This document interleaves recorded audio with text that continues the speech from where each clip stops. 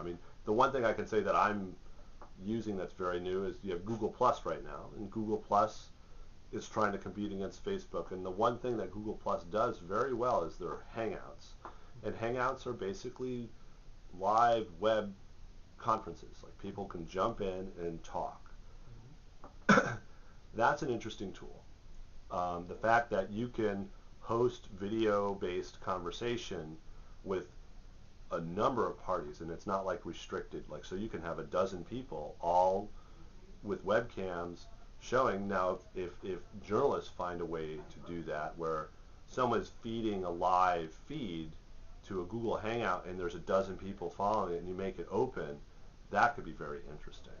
You know, that kind of notion of doing interviews over space and time, and so you could host a panel discussion with three experts in a Google Plus account and then invite the world to watch it. You know, or jump in to watch it, or you know, so you can rebroadcast it. Like if you take that video feed of your desktop, which shows the 3 or 4 people you're talking to, and you ask questions, so you can moderate a panel through Google Plus and push it right back out. And they could be from around the world, you know. You know, one of the ones that I've seen, and you know, you look at the New York Times Lead blog. Have you ever followed it? The LEDE blog, and that's an interesting style of journalist. All right, and this is one that journalists are starting to think about. Is that in the moment that an event's going on, so say Republican debate, okay, or no, that was boring. Say like, you know, one of they know they're going to do it was like a crackdown on like one of the Occupy Wall Street groups. All right, the lead blog journalist, instead of spending time, they go to the event, they take all their notes, they get all their documentation, like, and things like that, and then come back and write this story. The lead blog journalist, what she does is the lead blog journalist starts to just aggregate all the information that they can gather in the moment that it's happening and try to basically organize it and make sense of it in the moment while it's happening. All right, that's a very different style of journalism. I mean, I think you have live reporting, you know, that exists, and so it's a different approach of live reporting.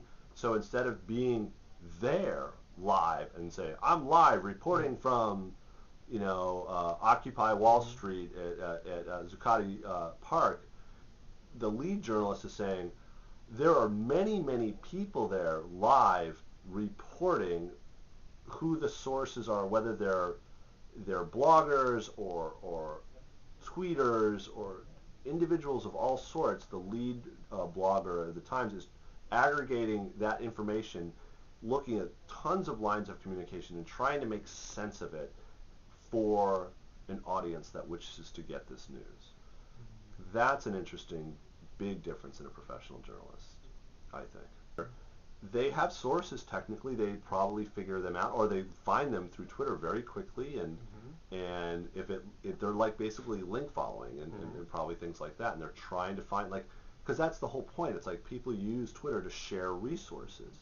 The journalist is just jumping in there and culling through all that resource sharing and surfacing the things that they believe, and this is what social media does very well. It surfaces the really interesting nuggets, right? You know, like the video of the pepper spraying, like that surfaced very quickly. It would have surfaced on its own. You don't need a journalist to point it out.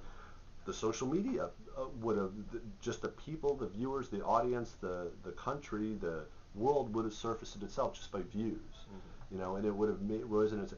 But in the moment, that surfacing doesn't happen so quickly necessarily.